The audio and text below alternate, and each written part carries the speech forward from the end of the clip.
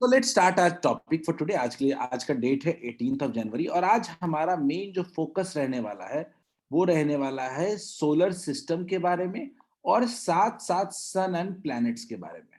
ठीक है, देखते हैं। ठीक है, देखते हैं। तो हम आज शुरू करने वाले हैं सोलर सिस्टम से। सोलर सिस्टम को अच्छी बात क्या है कि मैंने बताया था आपको सोलर सिस्टम के बारे में थोड़ा सा। ठीक है, सोलर सिस्टम क्या होता है, तो एक क्या है, तो एक तरीके के सिस्टम को कहते हैं हम लोग ये सोलर सिस्टम। ये सिस्टम क्या कंटेन करता है, तो इस सिस्टम में क्या होता है, सबसे पहला चीज होता है कि सबसे पहला चीज कंटेन करता है ये the sun and all other planets and celestial body that revolve around it together are called solar system। यानी सन और उसके अलावा ऐसी सारी चीजें जो सन के अराउंड रिवॉल्व करती हैं that are part of solar system। is it clear क्या? अगले क्लास में रखता हूं बिग बैंग थ्योरी को, big bang theory next class में। ठीक है, वो उसका वीडियो को दिखा दूंगा। तो सोलर सिस्टम के बारे में मैंने बोला कि सोलर सिस्टम किसको कहते हैं, तो सन और वो सारे प्लैनेट जो सन के अराउंड रिवॉल्व करते हैं that are called solar system. Clear है? अगर थोड़ा आगे देखो तो सोलर सिस्टम में अभी के समय हमारे कितने प्लैनेट्स हैं? 8 प्लैनेट्स हैं एंड एन एस्टेरॉयड बेल्ट, जिसके बारे में हम लास्ट चैप्टर के लास्ट में बात करेंगे। ठीक है, प्लूटो को हम लोग ना ड्वार्फ प्लैनेट कहते हैं, which is not a planet but it is known as dwarf planet. ठीक है, क्यों रीजन, क्यों प्लूटो को प्लैनेट नहीं कहते थे, इसके बारे में ठीक ठाक हम डिस्कशन कर चुके हैं शुरुआत पहले दिन की क्लास में। ठीक है, अब आगे देखें तो all planets in the solar system revolve around the sun in fixed orbits. ये भी कोई बड़ी बात नहीं, क्योंकि हम सब चीजें एक बार पढ़ चुके हैं, पढ़ाया था मैंने आपको सोलर सिस्टम के बारे में, इसलिए सब चीजें पुरानी लगेंगी और जानते भी हो पहले से। Planets nearer to the sun revolve fast. याद करो, मैंने केपलर्स लॉ बताया था इसको समझाने के लिए कि जो प्लैनेट करीब होता है वो तेज मूव करता है, जो दूर होता है वो क्या होता है, वो धीरे मूव करता है। तो planets nearer to the sun revolve faster as compare to planets away from the sun. यही है पूरा का पूरा सोलर सिस्टम का कहानी। आई होप सब लोग जल्दी से इसको लिख लो, क्योंकि इसमें कुछ नया समझने के लिए कुछ डाउट है तो पूछो। सोलर सिस्टम फिगर को आप नहीं भी बनाओगे चलेगा, just note it down. Solar system क्या होता है, पहले डेफिनेशन। अगेन अनय ने एक बड़ा इंपॉर्टेंट पॉइंट बताया। अनय ने कहा कि सर जो कुछ भी हो रहा है क्या ये because gravity of the sun हो रहा है? बिल्कुल सही है, because of the gravity of the sun. Sun के ग्रेविटेशनल पुल की वजह से अर्थ क्या हो रहा है, रोटेट कर रहा है।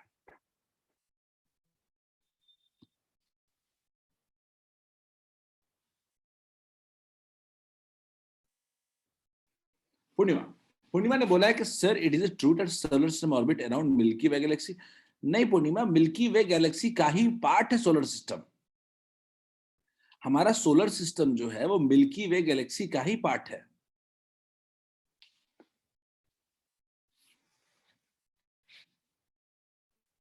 इट इज प्रिज्यूम्ड कि मिल्की वे गैलेक्सी पूरा का पूरा रोटेशन में होता है about certain axis, which is just presumed, not fact.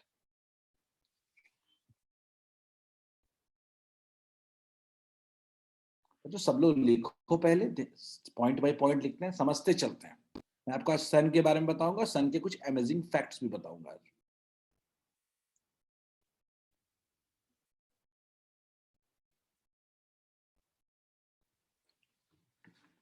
पहला तो डेफिनेशन है, दूसरा प्लैनेट्स कितने होते हैं सोलर सिस्टम में और क्या क्या होता है, फिर सोलर प्लैनेट्स सोलर सिस्टम में कैसे रिवॉल्व करते हैं। ठीक है, और जो करीब का प्लैनेट होगा वो तेज मूव करेगा, जो दूर का होगा वो धीरे मूव करेगा।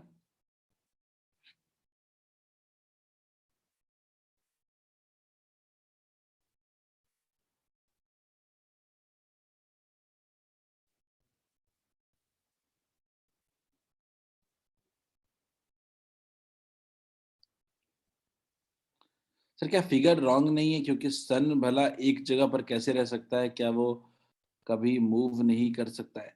नहीं नहीं, अपर में हम सन को ना, सन को अपने जगह पे स्टैटिक मानते हैं। हम सन को, हमारा जो सारा का सारा ऑब्जर्वेशन है, it is assuming that sun is static in nature, sun is not moving. But ये प्रिजम्पशन है कि सन जो है या पूरा का पूरा हमारा सोलर सिस्टम है वो भी किसी चीज के अबाउट रिवॉल्व कर रहा है। ठीक, but is presumption not fact.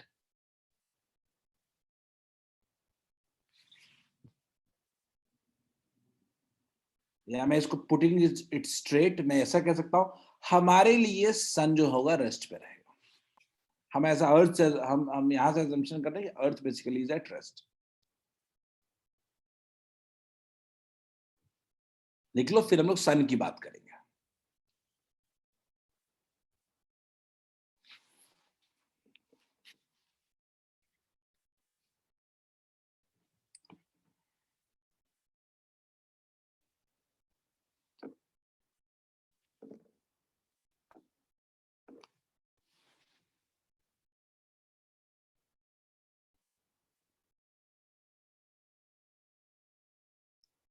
लिख लो तो सही, यस रिटन, लेकिन मुझे पता तो चले कि तुमने लिख लिया।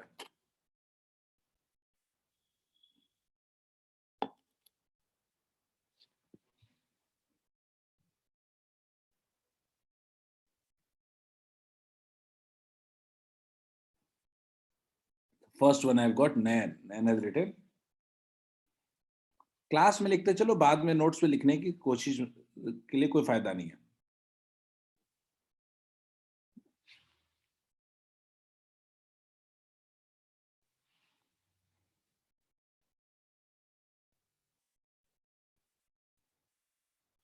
Abhi sir, do you know that 2023 in India is launching its first human mission in space, which is Gangayaan, which is Gaganyaan?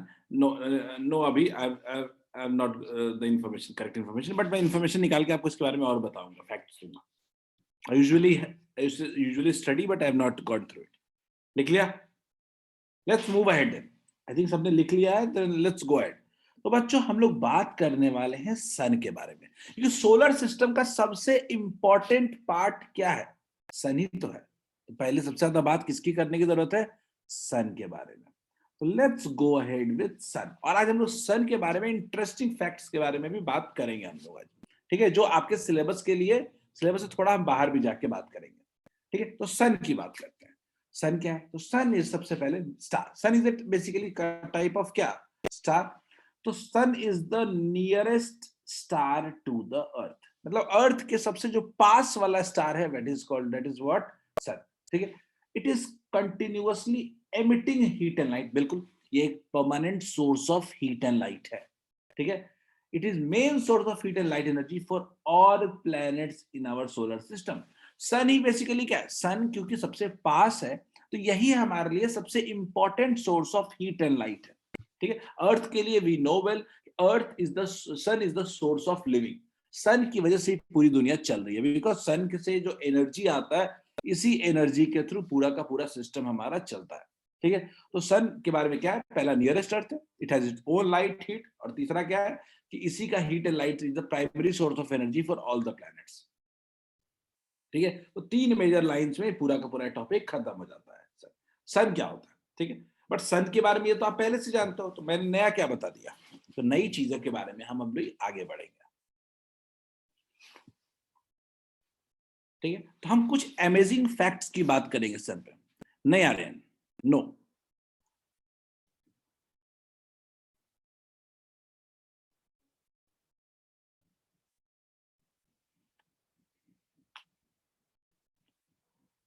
मैं आर्यन, आपके सवालों के जवाब हमारे पास आएंगे। अब सवाल, आपका जो सवाल है आर्यन पूछा है आपने कि क्या ऑक्सीजन सन पे प्रेजेंट है, we will talk about it. जब पूरी पूरी चीजों के बाद सन के बारे में पढ़ोगे तो आपको खुद रियलाइज होगा कि क्यों और क्या नहीं होता है।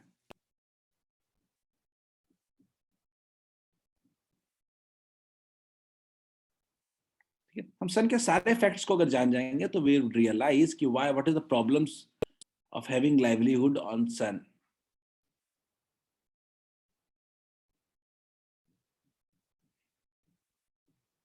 ठीक है, एक काम करते हैं, पॉइंट बाय पॉइंट चलते हैं, कितना आपको समझ में आया, कितना आपके लिए नया है, कितना पुराना है। तो बच्चों, पहला पॉइंट तो डेफिनेशन ही है, सीधा सीधा। पहला में कोई अमेजमेंट नहीं है, अम्यूजिंग पॉइंट नहीं है, पहला स्ट्रेट पॉइंट है कि sun is the closest star to our planet, which is why we see the sun so big and bright. बिल्कुल सही बात है, सन सबसे क्लोज है इसलिए सबसे बड़ा दिखता है, और इसी के वजह से बाकी स्टार्स आपको दिखाई नहीं देते हैं। इस क्योंकि आपके पास एग्जाम्पल, मान लो आपके मैं चेहरे पे आके मैं टॉर्च जला दूं, और दूर से भी कोई टॉर्च 2-3 लोग जला रहे होंगे, आपको दूर वाला टॉर्च नहीं दिखेगा आपको, क्योंकि आपके पास जो आ रहा है वो एक बड़ा सोर्स ऑफ लाइट आपके पास आ गया है। नो, नो अनय, बिल्कुल नहीं चाहिए। अनय, अनय आपने पूछा क्या न्यूक्लियर फ्यूजन को ऑक्सीजन चाहिए? बिल्कुल नहीं चाहिए। खैर, तो पहला पॉइंट तो बहुत सिंपल है, ठीक है, इस क्लोज है। दूसरा पॉइंट समझते हैं, सन का साइज क्या होता है। तो sun is way bigger than अर्थ। पहले तो अर्थ से ये बहुत बड़ा है, ठीक है। Sun's radius is more than 432,000 miles, 4,32,000 miles है। वही अर्थ का जो रेडियस है वो लगभग 4,000 माइल्स, या कह सकते हो अर्थ का रेडियस होता है 6400 किलोमीटर। 6400 किलोमीटर, क्लियर है। याद रखिएगा कि अर्थ का जो रेडियस होता है वो लगभग 6400 किलोमीटर, या कह सकते हैं 4000 माइल्स होता है। लेकिन 4,32,000 माइल्स होता है किसका? सन का। लगभग कितना कितना टाइम्स बड़ा रेडियस है इसका? लगभग 100 टाइम्स, मोर देन 100 टाइम्स बड़ा उसका रेडियस है सन का। क्लियर है। तो सन जो है वो अर्थ से काफी बड़ा है, अर्थ के कंपैरिजन में ऑलमोस्ट 100 टाइम्स तो रेडियस है सिर्फ उसका, ठीक है, क्लियर है। 100 और you can say more than 100 times. क्या पहला साइज का फंडा क्लियर है कि अर्थ बहुत छोटा है एज कंपेयर टू सन।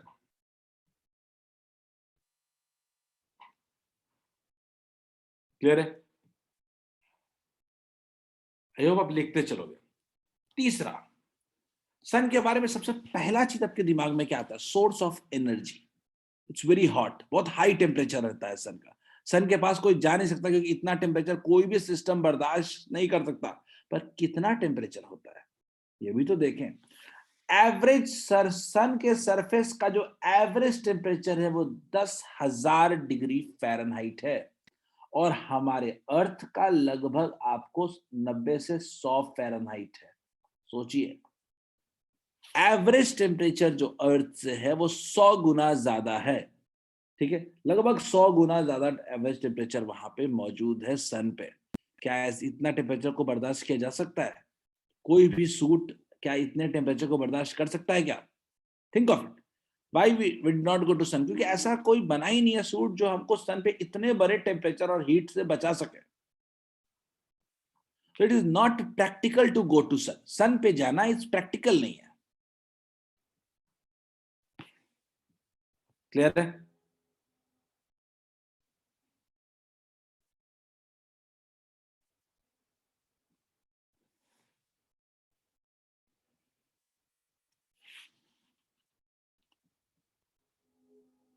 अने बिल्कुल नहीं, कोई टच नहीं किया है, कोई सन के पास नहीं गया है, बिल्कुल नहीं है, कोई सन के पास नहीं गया है सैटेलाइट, नीदर कोर।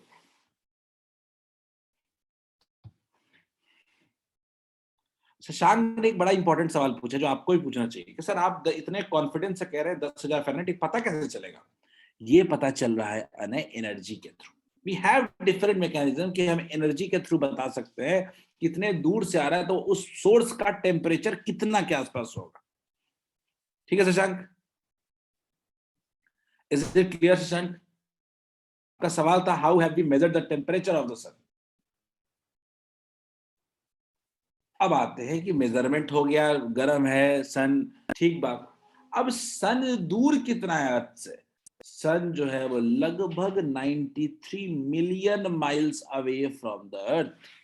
सन जो है वो कम से कम 93 मिलियन माइल्स अवे है अर्थ से। क्लियर? इतनी दूरी पे है हमारा सन, बहुत दूर, जो कोई सैटेलाइट के लिए ट्रैवल कर पाना नियर टू इम्पॉसिबल है। ट्रैवल कर पाना नियर टू इम्पॉसिबल है थ्रू डिफरेंट मीन्स।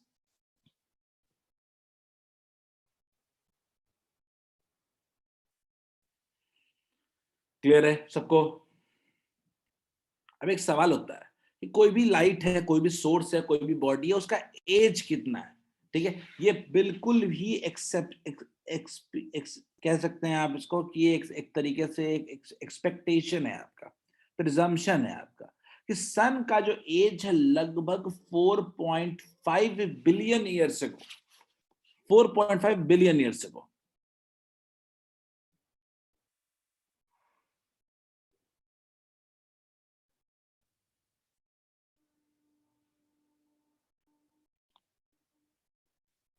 अने अने आपने जो बोला वो एक तो आप एक तो कोई न्यूज का आपने डाला है, एक सिंपल सी बात समझो, सन का जो आउटर एटमॉस्फेयर है ना, सन का जो आउटर स्फेयर है, ठीक है, वो सन का आउटर स्फेयर और सन में बहुत डिफरेंस है, ठीक है।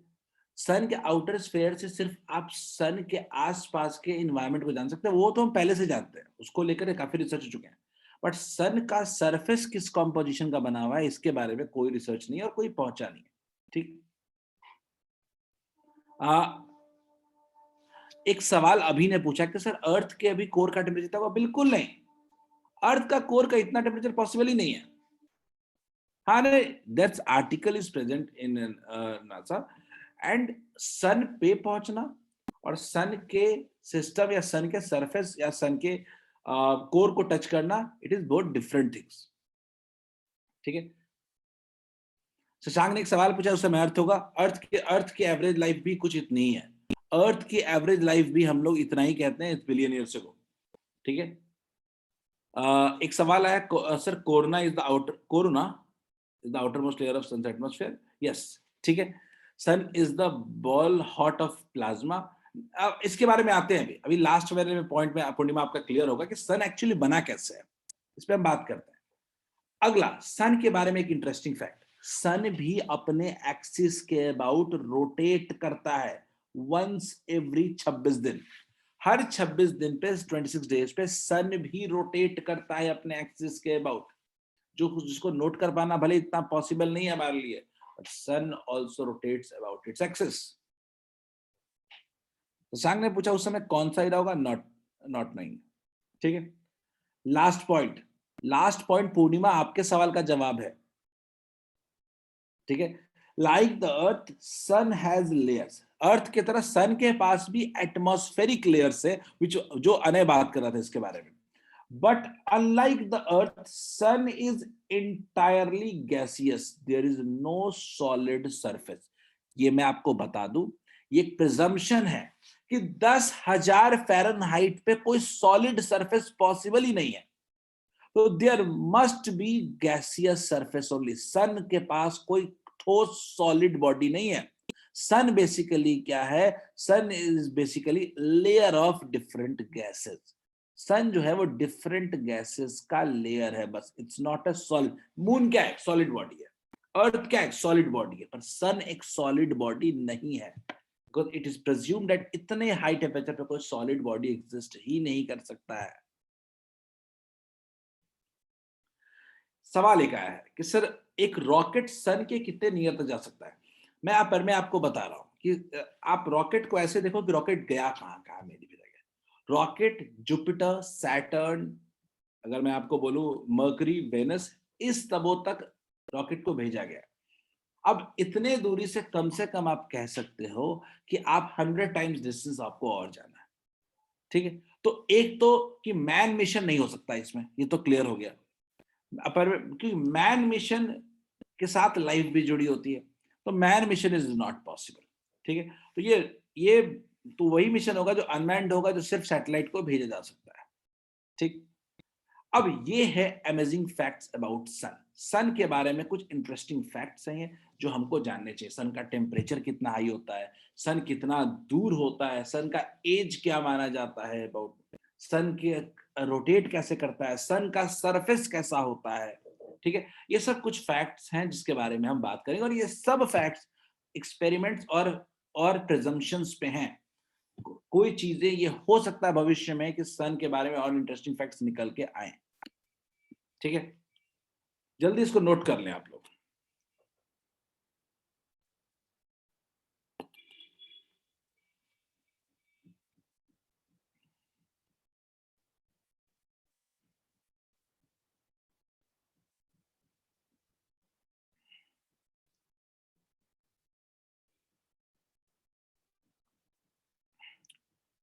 Good away.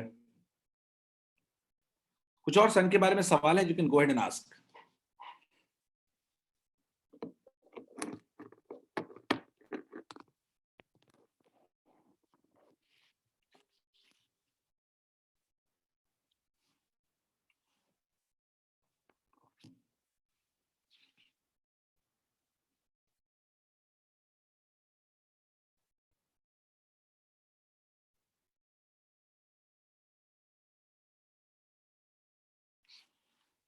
पर मैंने पूछा है सर, मेरा मतलब था कि कोई सैटेलाइट सन के पास आ भी गया तो उसके कितने लेयर्स तक जा सकता है। अपन में देखो, सन को लेके जो प्रिजम्पशंस हैं कि सन का जो टेम्परेचर है, सन का जो टेम्परेचर है वो हाईली कॉन्सेंट्रेटेड है एट इट्स कोर पार्ट, ठीक है। तो सन के अपर एटमॉस्फेरिक लेयर, जो सन के पास जो एटमॉस्फेरिक लेयर्स है, उसको टच करना is not a big thing, वहां तक जाया जा सकता है। और एक क्या आता था कि दो लगभग 98 99 के आसपास एक सीरियल आता था हिंद दूरदर्शन पे, जिसके बाद जिसमें काफी कुछ दिखाता था कि सन के पास जाएंगे, सन के पास जाएंगे तो क्या होता है, कैसे होता है, ठीक है। इसके ऊपर काफी स्टोरियां बनाई गई थी उस वक्त, ठीक है। अब कुछ सवाल, बड़े जेन्युइन सवाल एक है, पूर्णिमा का सवाल है कि सर सन के अंदर न्यूक्लियर रिएक्शन होता है तो हीट प्रोड्यूस होता है, सिर्फ अर्थ के कोर में भी होता है? नहीं होता है पूर्णिमा। अर्थ के सरफेस पे, अर्थ के सरफेस या अर्थ के अंदर में कोई न्यूक्लियर रिएक्शन नहीं होता है, इसलिए कोई एनर्जी प्रोड्यूस नहीं होता है। ये सन पे होता है और वो भी न्यूक्लियर फिजन रिएक्शन होता है, जहां पे आपका हाइड्रोजन, लाइट मॉलिक्यूल्स, हाइड्रोजन मिलकर के हीलियम,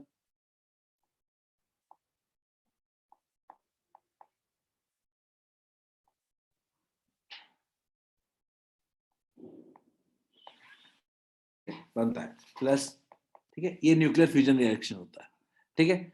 अब हाइड्रोजन हीलियम से मिलता है, हीलियम लिथियम से, हीलियम ड्यूटेरियम से मिलता है, ठीक है। मैं एक सवाल एक ही करके ले रहा हूँ। एक सवाल अपर में का है सर, मेरा मतलब था कि कोई सैटेलाइट सन के पास भी जाए उसके लिए कितने लेयर, ठीक है पीयूष। अगर सर सन सॉलिड नहीं है तो एक प्रॉपर शेप में कैसे है, ठीक है। पर पीयूष, हम लोग कोई भी चीज दूर से देखते हैं तो हमको वो एक स्फेरिकल शेप में दिखाई देता है। So it's not that sun has a spherical shape. It's what we are assuming that sun has a spherical shape. हम लोग बचपन में ये सूरज ऐसे ऐसे बनाते हैं, इसका मतलब नहीं है कि सन जो है वो स्फेरिकल है। दैट दूर इतने डिस्टेंस पे कोई भी चीज देखोगे, तुम किसी टॉल बॉडी को भी देखोगे, दूर से देखोगे तो वो आपको एक स्फेरिकल शेप में ही दिखाई देगा। एक पॉइंट और पूछा है जो पूर्णिमा सर, तो अर्थ के कोर में हीट कैसे जनरेट होता है? पूर्णिमा, अर्थ के कोर में हीट जनरेट नहीं होता है। आप ऐसे समझो कि अर्थ के कोर के अंदर एक बहुत हेवी लिक्विड जो है, बहुत हाई एनर्जी के साथ बहुत ही हाई स्पीड से मूव कर रहा है, ठीक है। तो इसके वजह से उसके अंदर हीट एनर्जी एनर्जी प्रोड्यूस होती है, जो एक बार ऐसे समझो कि उसको किसी ने स्टार्ट कर दिया है, अब वो मशीन चल रहा है, वो एनर्जी कहीं से बाहर से ना आ रहा है ना वो एनर्जी बाहर कहीं जा रहा है। हाँ, अर्थक्वेक्स वगैरह में थोड़ी बहुत एनर्जी रिलीज होती है, ठीक है। वो भी प्लेट्स का। अगला अगला सवाल, अगला अगला आया है कि sir four core big nucleus broken, अनेक गड़बड़ है। याद रखिएगा कि सन पे जो रिएक्शन होता है न्यूक्लियर का, वहां पे lighter nuclei combine to form a bigger nucleus, not heavy nucleus टूटता है, ठीक है। तो सन का रेडियस कैसे मेजर हुआ? सीधी ये सन का रेडियस बड़े आराम से मेजर कर सकते हैं हम लोग। कोई भी दूर की चीज को हम लोग बड़े आराम से, इसको पैरेलेक्स मेथड कहते हैं, जिसको हायर क्लास में पढ़ना भी है आपको। किसी भी दूर की चीज के हम साइज को बड़े आराम से मेजर कर सकते हैं बिना वहां गए हुए, ठीक है।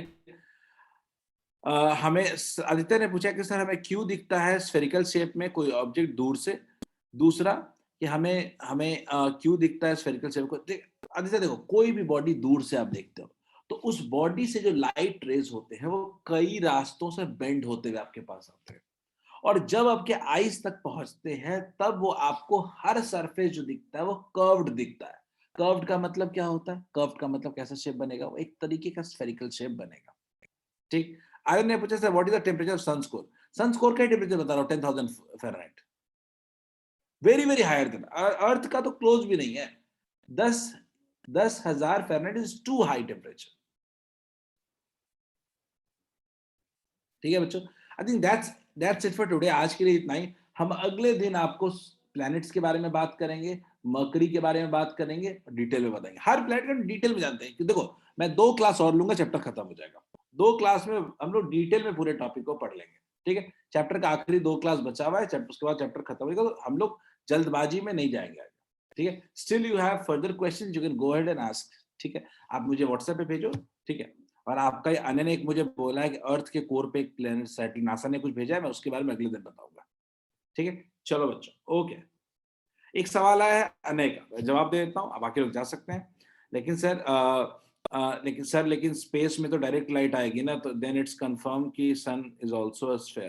लेकिन स्पेस में तो डायरेक्ट लाइट आएगी ना। नहीं नहीं, स्पेस में भी आप स्पेस में कहां से देख रहे हो, ठीक है। कोई सन का कोई शेप नहीं है। अगर आप स्पेस में जाकर देखोगे तो sun will not look like a spherical, it would appear as a source of light, just source of light की तरह अपीयर होगा आपको, ठीक है ना। बिल्कुल स्फेरिकल नजर नहीं आएगा आपको वहां जाने में भी, ठीक है। वो आपको एक सोर्स ऑफ लाइट बस अपीयर होगा, ठीक है। ओके बच्चों, दैट्स इट फॉर टुडे, आज के लिए इतना ही।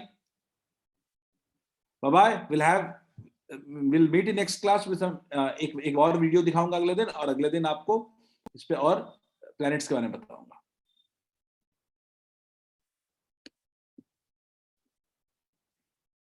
Bye, have a nice day.